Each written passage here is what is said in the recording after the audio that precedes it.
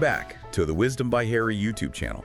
My name is Harry. And I'm Mary. We're so excited to have you here today for another fascinating episode. You know, you're here because you need some clarity. We're all kind of bombarded with a lot of information these days, and it can be tough to sift through it all and figure out what's actually going on, right? And that's especially true when it comes to complex topics like immigration policy. Yeah, absolutely. I mean, there's so much noise out there. It's like trying to have a conversation in a crowded room. Yeah, it is. Yeah. It is. And you know what today's topic is one of those that's generating a lot of noise right now. We're talking about these recent reports about potential shifts in U.S. travel policies and, how those potential shifts might impact certain countries. Right. Huge implications. Yeah, huge implications. Yeah. And of course, I'm sure a lot of you have seen those headlines about the U.S. potentially, considering some new travel limitations, maybe even bringing back some policies that we've seen in the past. And that's what we're going to do today. Yep. Dive deep. Dive deep, that's right, into those reports. See what they're actually claiming.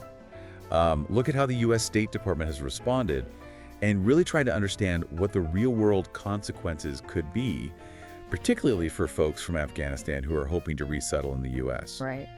And right off the bat, what makes this kind of fascinating is that there seems to be a bit of a contradiction between what's being reported in the media and what the State Department is actually saying officially.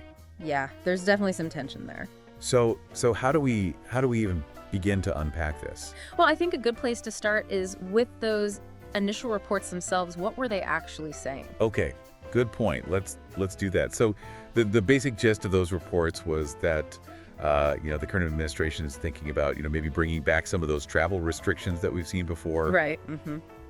And they weren't just talking about any country. Yeah. They specifically mentioned Afghanistan and Pakistan. Yeah. They were kind of front and center. Front and center, yeah. And there was even this mention of like 43 nations that were flagged as like security risks. And of course, Afghanistan and Pakistan were among those. They were kind of lumped into that category. Yeah. So what jumped out at you about the way these reports were kind of presenting all this? Well, I think what struck me was the level of detail. It wasn't just like, oh, they're thinking about doing this. I was like, okay, they're specifically looking at a travel ban for Afghanistan. And they're considering new visa restrictions for Pakistan. It was very specific. Oh, interesting. So it wasn't just like this vague threat. No, not at all. It was very specific.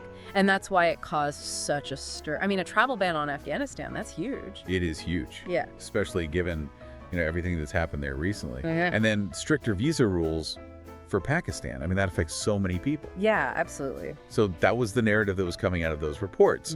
But then we have to look at how the State Department responded, right? Yeah, and that's where things get a little murky. Murky is a good word for it. Tell me more.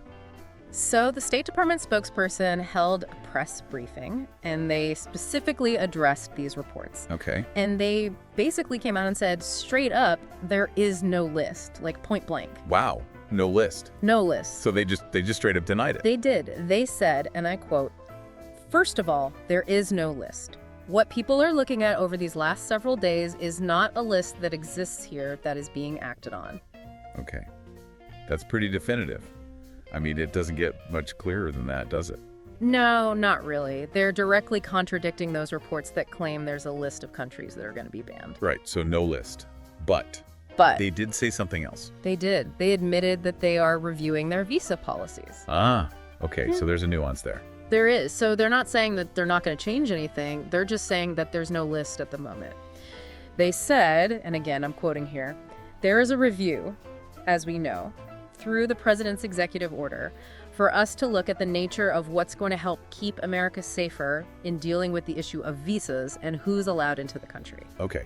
So they're basically saying, look, we're not working off of a list, but we are taking a look at our policies to see if they need to be updated. Yeah, right? exactly. Okay. And they're framing this as, a national security issue. Right. They're saying they're doing this to keep America safe. And they're referencing that executive order that was issued back in January 20th, to be precise. Right. So it's not like they're pulling this out of thin air. No. They're saying this is part of a broader effort to strengthen security measures. Okay. So no list, but a review. Yeah.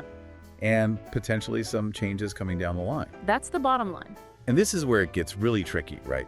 Because all of this is happening in the context of ongoing efforts to resettle people from Afghanistan.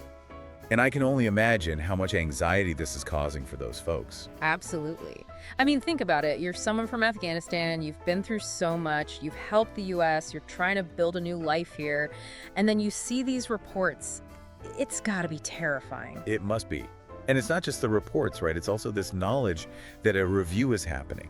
And who knows what that review is going to lead to. Exactly. It's like this constant uncertainty hanging over your head. Yeah. And we have to remember, this isn't the first time that Afghans seeking resettlement have faced hurdles. I mean, there was that executive order a while back that kind of put a pause on the refugee program. Right? That caused a lot of disruption. So this just adds to the uncertainty and the delays. Yeah, it's like one thing after another. No, to be fair, the State Department's spokesperson did say that the U.S. remains committed to resettling Afghans who assisted U.S. efforts. She specifically said, and I'm going to quote her again, "The arrangements we have made already in the past, getting as many people from that conflict here, certainly those who have assisted us and worked with us, that's been a policy and a dynamic that we've worked on from certainly even the previous administration, working to try to get that happening." Right. So they're saying, look, we're still committed to this, but you can imagine for the people on the ground, for the organizations that are actually working with these refugees, those words might not be enough. They need action, right? They need action and they need clarity. Yeah. And they're concerned that even if there's no outright ban, even if it's just stricter visa rules or tougher screening processes, that could still have a huge impact. It could make it so much harder for people to get here. Absolutely. I mean, you could end up with a situation where it's technically not a ban, but in practice, it's just as difficult to get through the process. Yeah. And we have to think about the timing of all of this. Because right now, Afghan refugees are facing some pretty serious deadlines in other countries. Like Pakistan, for example. They've set a deadline of March 31st for Afghan refugees to return to Afghanistan. Right. That's just around the corner. It is. And that's a lot of people. And then you have Albania. Their temporary refuge agreement for Afghans is also set to expire in March. So these folks are caught in a really tough spot. They're facing pressure to leave the countries where they sought refuge. And at the same time, the U.S., which was seen as a beacon of hope, is in this period of uncertainty. It's a really difficult situation. They're in limbo. They are. They're stuck. So let's try to recap all of this. We started with these media reports, right? Suggesting that travel restrictions were coming back, specifically targeting Afghanistan and Pakistan. Yep. And then the State Department came out and said, no list. Right. But a review. So we don't know exactly what's going to happen. And all of this is happening while Afghan refugees are facing these deadlines, these expulsions from other countries. And while the State Department is saying that they are committed to resettlement, there's still a lot of anxiety and uncertainty. Yeah. I mean, those words of commitment are important, but when you're in that situation, when you're facing those kinds of pressures, words might not be enough. No, they're not. So here's the question I want to leave you with, and it's a tough one. How does a nation balance its responsibility to protect its citizens, right? Its legitimate security concerns with its moral obligation to help those who are fleeing violence and persecution. How do you balance those two things? It's not easy. And that's the challenge that's at the heart of all of this. It's the challenge that's at the heart of immigration policy. And it's something that we all need to be thinking about. Thanks for joining us for this deep dive. We'll be back next time with another important topic.